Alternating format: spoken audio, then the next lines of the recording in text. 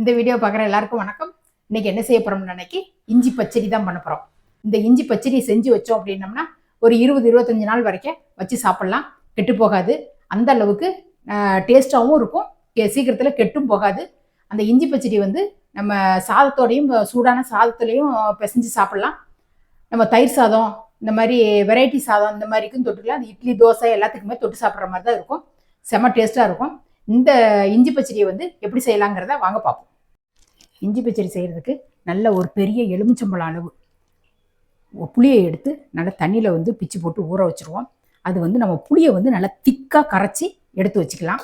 100 gram இஞ்சி எடுத்து தொலியை எடுத்துட்டு சின்ன சின்னதாக கட் பண்ணி வச்சுருக்கேன். தொலியை எடுத்ததுக்கப்புறம் 100 கிராம்.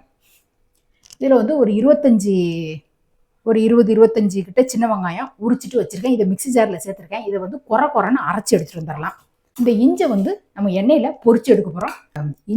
நல்லெண்ணெயை சேர்த்துருக்கேன். நல்லெண்ணெய் வந்து ஒரு 7-8 ஸ்பூன் கிட்ட நல்லெண்ணெய் சேர்த்துருக்கேன். இப்போ இந்த இஞ்சை வந்து நல்ல சூடு ஏறிட்டு அடுப்பு ஸ்லோ பண்ணிட்டேன். இப்போ இந்த இஞ்சை சேர்த்துட்டு நல்ல செவக்க பொரிச்சு எடுக்கணும். இந்த இஞ்சி வந்து இந்த அளவுக்கு செவந்துட்டோன்னே நம்ம வந்து ஒரு பிளேட்டில் எடுத்துட்டு இந்த மாதிரி செவந்துடணும்.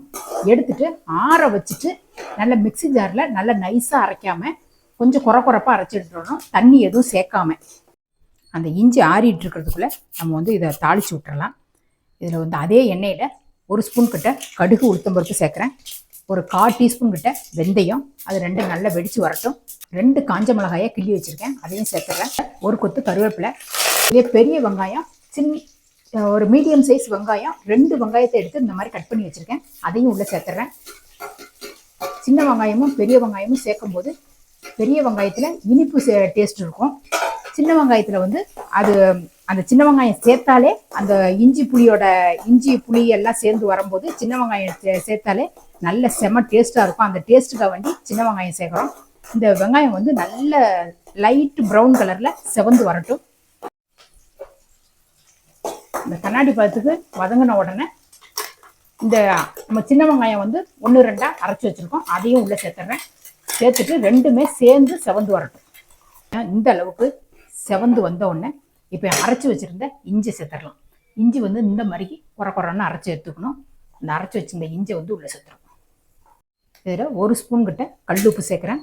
சேர்த்துட்டு நல்லா இந்த வெங்காயம் எல்லாமே நல்லா கலந்து வர்ற மாதிரி நல்லா வதக்கி விட்டுருவோம். நான் வெறும் மிளகாத்தூள் தான் 1 ஸ்பூன் கிட்ட வெறும் மிளகாத்தூள் சேர்க்குறேன். ஒரு 1/4 டீஸ்பூன் மஞ்சள் பொடி. அப்படி எண்ணெயிலேயே அப்படி ஒரு பெரட்டிட்டு நம்ம வந்து புளியை வந்து நல்லா திக்காக கரைச்சி வச்சுருக்கோம். அந்த புளி தண்ணியை வந்து அப்படியே சேர்த்துடலாம்.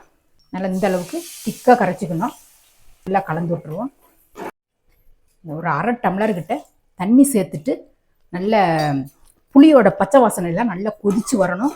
புளி வந்து நல்லா கொதிக்க தான் நல்லா இஞ்சியில் ஏறி ஊறி அந்த இஞ்சோட காரமெல்லாம் கரெக்டாக இதுவே நிற்கும். அந்த மாதிரி ஊறினா தான் புளியோட இது வந்து எல்லாத்துலேயும் ஊறணும். இஞ்சிலையும் வெங்காயத்துலேயும் நல்லா ஊறி வரணும்.